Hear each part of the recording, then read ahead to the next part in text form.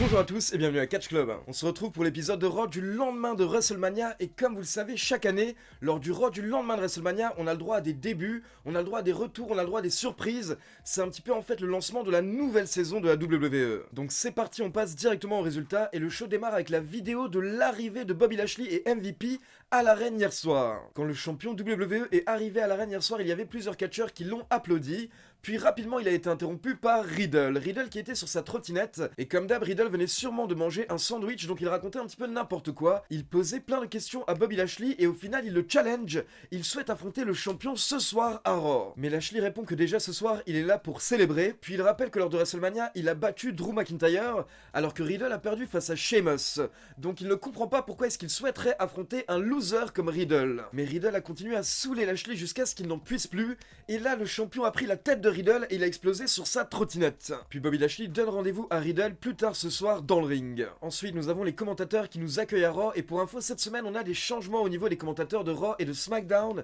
Dorénavant Raw est commenté par Corey Graves, Byron Saxton et un nouveau commentateur qui s'appelle Adnan Virk. Ce qui veut donc dire que Samoa Joe a été retiré de la table des commentateurs, mais dans un communiqué de presse la WWE a bien précisé que par contre Samoa Joe fait toujours partie du roster et des catcheurs de la fédération, donc peut-être qu'on se rapproche du retour de Samoa Joe dans les rings. Derrière, nous avons le droit à l'entrée de Bobby Lashley avec MVP puis Riddle sur sa trottinette. Et là, alors que Riddle est en train de faire un tour du ring, il se prend un coup de la corde à linge de la part de Bobby Lashley. Bobby Lashley s'acharne sur Riddle pendant plusieurs minutes avant le début du match. Puis au final, les deux catcheurs montent sur le ring. L'arbitre demande à Riddle s'il est prêt, s'il veut tout de même commencer le match. Et Riddle répond que oui, donc c'est parti. Et je pensais qu'on allait avoir un squash match assez rapide, mais au final le match a tout de même duré environ 10 minutes, même si Bobby Lashley a dominé environ 99% du match hier soir. Vers la fin, Riddle a eu un petit espoir, une petite poussée d'énergie, il a tenté son floating bro, mais Lashley l'a évité, et Lashley a enchaîné avec le Hurt Lock pour la victoire. Ensuite, on passe en coulisses pour une interview de Rhea Ripley qui nous parle de sa confiance qui lui a permis de battre l'une des plus grandes championnes de l'histoire à WrestleMania. Rhea Ripley nous dit que ce qu'on a vu à WrestleMania, c'était le nouvel ordre de la division féminine. Et ce soir, elle compte prouver une nouvelle fois qu'elle est prête pour Asuka, car en effet, ce soir, on aura le droit à un rematch de WrestleMania avec Rhea Ripley contre Asuka. Mais d'abord, on enchaîne avec un match par équipe, on retrouve Cedric Alexander et Shelton Benjamin dans le ring, et là, nous avons le droit au premier retour de la semaine. Il s'agit des Viking Raiders, Eric et Ivar. On voyait encore un petit peu Eric de temps en temps ces derniers mois, mais je rappelle que Ivar était blessé, il avait une blessure à la nuque, il avait dû se faire opérer, et donc il avait raté plusieurs mois d'action, mais c'est bon, les Viking Raiders sont de retour, et comme vous pouvez l'imaginer, ils ont été plutôt dominants hier soir, ils ont battu Benjamin et Alexander en moins de 6 minutes avec le Viking Experience. Donc d'un côté c'est génial d'avoir les Viking Raiders de retour, et j'espère que la fédération va bien les utiliser, mais d'un autre côté c'est tellement dommage de voir Benjamin et Alexander en train de perdre,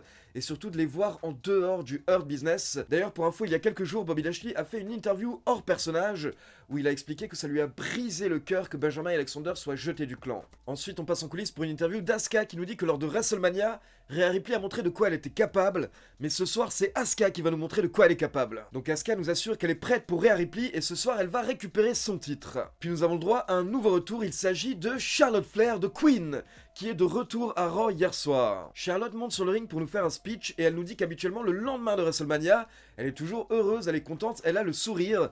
Mais cette année, ce n'est pas le cas car elle a raté WrestleMania et apparemment, elle n'était même pas la bienvenue au show selon elle. Charlotte dit que certaines personnes pensent que c'est pas si grave, ce n'est qu'un WrestleMania. Elle a déjà participé à 5 WrestleMania, mais elle nous explique que pour elle, c'est important car pour elle, le catch, c'est sacré. Donc elle dit que c'était inacceptable qu'elle ne soit pas présente sur la carte de WrestleMania. Flair nous rappelle qu'elle a challengé Asuka avant son absence et Asuka n'a jamais répondu, donc elle dit qu'Asuka n'était pas forcément une très bonne championne. Puis elle se moque également de Rhea Ripley et elle traite Rhea Ripley d'opportuniste. Charlotte Flair nous dit que le karma est une bitch, et elle est cette bitch. Donc Flair se met en avant, elle parle de sa grande carrière, elle parle de sa famille, elle parle de son histoire, et elle explique qu'elle ne vole jamais les opportunités des autres, car c'est elle l'opportunité. Flair nous dit qu'elle n'a pas à s'excuser d'être supérieure aux autres catcheuses, et bientôt tout le monde sera à genoux devant Charlotte Flair. Flair exige le respect des fans car elle a dédié toute sa vie à ce business. Et Charlotte termine en nous disant de bien profiter du match pour le titre ce soir, dans lequel elle aurait dû être. Donc clairement là on n'est pas sur la même Charlotte qu'on avait juste avant son absence, ambiance. Hier soir, on a eu le droit à un petit heel turn de Charlotte, qui n'est plus du tout humble ou modeste. Dorénavant, Charlotte exige le respect parce que clairement, selon elle, elle est la meilleure, elle est la plus grande catcheuse de la WWE. Et juste une petite comparaison entre cette promo de Charlotte et la promo de Rhea Ripley qu'on a eu au début du show en coulisses. Pour info, je l'ai pas précisé avant, mais la promo de Rhea Ripley au début du show en coulisses était plutôt catastrophique selon moi, parce qu'on sentait clairement qu'on avait donné un script à Rhea Ripley, et c'était pas du tout naturel. Rhea Ripley avait l'air un petit peu perdue, et en plus elle regardait dans le vide pendant sa promo, donc honnêtement c'était un petit peu bizarre, et ça s'est clairement ressenti. Alors que derrière vous avez une Charlotte qui clairement parlait du fond du cœur, et lors de sa promo par contre Charlotte elle était totalement convaincante, donc maintenant il faudrait justement que Rhea Ripley arrive à ce niveau au micro, au niveau où est Charlotte actuellement. Mais bizarrement on sentait que Rhea Ripley n'était pas à l'aise hier soir, ça s'est senti lors de la promo en coulisses, et ça s'est senti également lors du prochain match, Rhea Ripley contre Asuka, et on peut dire que ce match a été compliqué hier soir, on a eu le droit à plusieurs botches, ou plusieurs moments en tout cas où ce n'était pas fluide. Clairement, Rhea Ripley et Asuka n'arrivent pas vraiment à travailler ensemble, elles n'ont pas une très bonne entente dans le ring, et ça s'est ressenti hier soir lors de Raw. Et au bout d'environ 10 minutes, alors que Ripley et Asuka étaient en train de se battre à l'extérieur du ring, elles ont été attaquées par Charlotte Flair. Donc le match s'est terminé en no contest, et derrière Charlotte a démoli Rhea Ripley et Asuka. Ensuite on passe en coulisses et on retrouve The Miz avec Maryse et John Morrison, et John Morrison n'a pas l'air de savoir pourquoi est-ce que Maryse est présente à Raw, donc The Miz lui explique que Maryse est l'invitée de Miz TV ce soir, et derrière John Morrison fait genre il était au courant, mais on sent que John Morrison n'est pas sur la même longueur d'onde que The Miz. Puis dans un autre coin des coulisses, on retrouve Nia Jax et Shayna Baszler qui sont en train de regarder la chute de Mandy Rose lors de WrestleMania en boucle. Et justement, elles sont rejointes par Mandy Rose et Dana Brooke. Donc Mandy Rose confronte Nia Jax et Jax dit à Shayna Baszler qu'elle peut y aller, elle va se débrouiller toute seule. Et derrière, on a le droit à un petit échange tendu entre Nia Jax et Mandy Rose qui se termine avec Rose qui gifle Nia Jax, et derrière, on a Dana Brooke qui repousse Nia Jax. Puis on retrouve Alexa Bliss dans son aire de jeu, le playground d'Alexa Bliss. Alexa Bliss était posée sur sa balançoire et elle nous dit que WrestleMania était fun. Puis Bliss nous dit que tout le monde se demande pourquoi est-ce qu'elle a fait ce qu'elle a fait lors de WrestleMania. Donc si vous n'êtes pas au courant de ce qui s'est passé lors de WrestleMania, je vous invite à regarder ma review qui est sortie hier sur la chaîne YouTube. Et donc pour s'expliquer, Alexa Bliss nous dit qu'elle va nous raconter une petite histoire. C'est l'histoire d'une petite fille qui était totalement perdue il y a quelques mois, jusqu'à ce qu'elle soit sauvée par la darkness, par l'obscurité. Cette darkness l'a protégée, elle l'a nourrie et elle lui a appris tout ce qu'elle sait. Mais un jour, cette darkness, cette obscurité s'est en allée, et c'est peut-être à ce moment-là que la petite fille s'est rendue compte qu'elle n'avait pas besoin de la darkness au final. Peut-être que la petite fille s'est rendue compte qu'elle pouvait tout faire toute seule elle-même, et donc elle s'est demandé si cette darkness l'aidait, ou si au final cette darkness se mettait en travers de sa route. Et donc peut-être que c'est pour cette raison que la petite fille a utilisé tout ce qu'elle avait appris pour tenter de détruire cette darkness. Donc je pense que vous avez clairement compris, en gros dans cette histoire, la petite fille est Alexa Bliss, et la darkness est Bray Wyatt de Fiend. Et donc apparemment Alexa Bliss nous explique que quand The Fiend est parti, quand il a brûlé, elle s'est rendue compte qu'au final elle n'avait pas besoin de lui. Alexa Bliss nous dit qu'il y a une chose de sûre, c'est qu'elle a débloqué quelque chose de démoniaque, quelque chose de diabolique. Et là Alexa Bliss nous présente sa nouvelle amie, il s'agit d'une marionnette qui est posée à côté d'elle sur la balançoire et qui s'appelle Lily. Bliss nous dit que Lily et elle vont bien s'amuser et ça ne fait que commencer. Donc écoutez, encore une fois, c'est chelou, et pour le moment je n'ai pas beaucoup de commentaires. Je pense qu'il faut qu'on attende et qu'on suive les prochains épisodes de Raw pour voir ce que ça va donner au final. Là, forcément, la première chose à laquelle j'ai pensé quand j'ai vu cette marionnette, c'est peut-être qu'on va avoir le droit au début d'une nouvelle catcheuse qui va être aux côtés d'Alexa Bliss, et apparemment peut-être qu'on va partir dans une rivalité Alexa Bliss contre The Fiend. Mais personnellement, je ne trouve pas ça mauvais, je trouve juste ça curieux. Je suis curieux de voir la suite.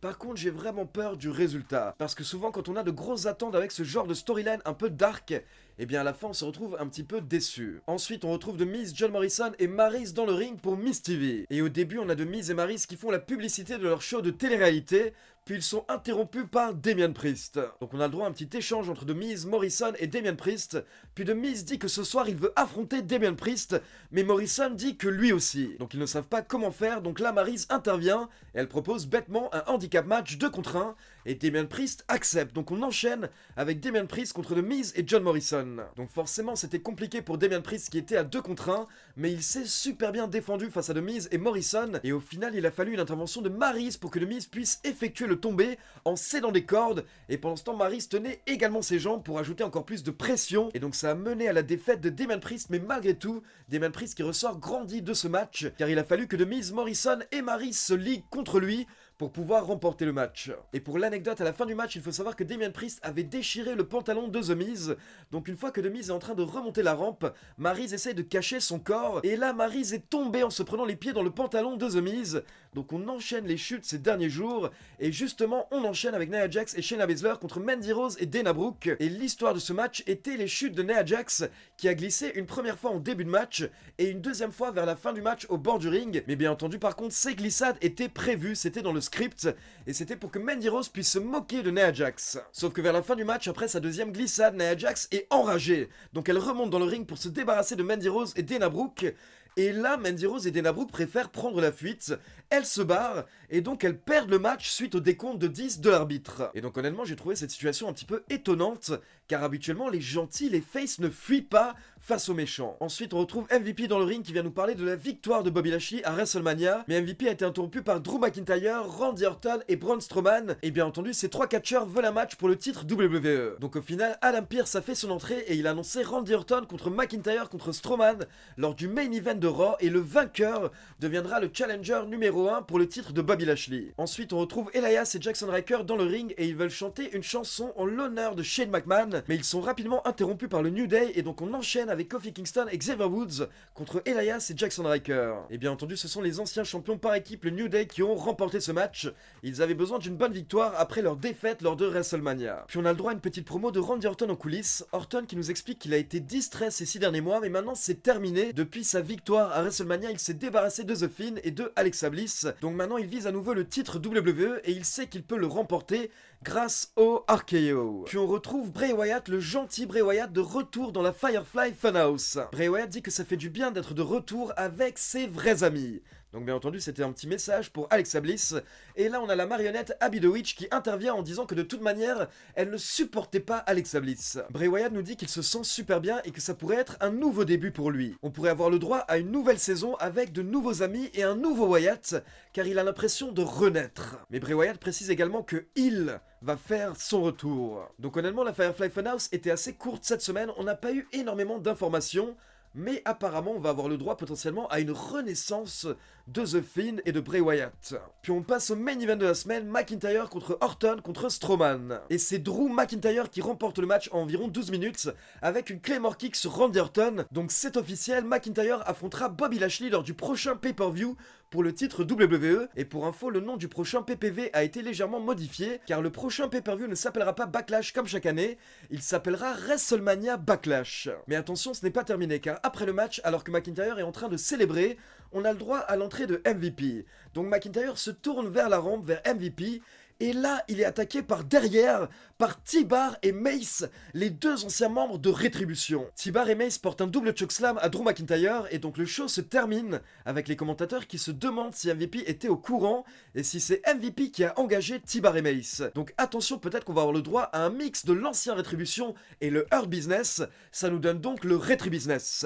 Donc voilà, c'est tout pour les résultats de Raw. Maintenant, comme d'habitude, c'est à vous, n'hésitez pas à me laisser vos avis dans les commentaires. Et ce que j'aimerais vraiment savoir cette semaine, c'est est-ce que vous êtes saoulés ou pas par la rivalité entre Alexa Bliss et The Fiend.